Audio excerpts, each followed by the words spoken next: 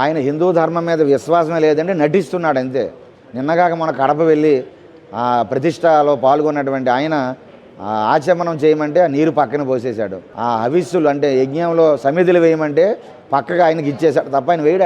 ఆయనకి విశ్వాసం లేదు. హిందుత్వం మీద విశ్వాసం ఉంటే డిక్లరేషన్ తిరుమలలో సంతకం పెట్టి ఉండేవాడు ఆయన. కాబట్టి విశ్వాసం ఆయనకి ఎట్టి పరిస్థితులు లేదు. హిందువులు విశ్వసించకండి. ఆయన ఖచ్చితంగా ఒక ఎజెండాతో వెళ్తున్నాడు. హిందువులకే ఎజెండా లేకుండా చేస్తున్నారని మేము భావిస్తున్నామండి. ఖచ్చితంగా అండి.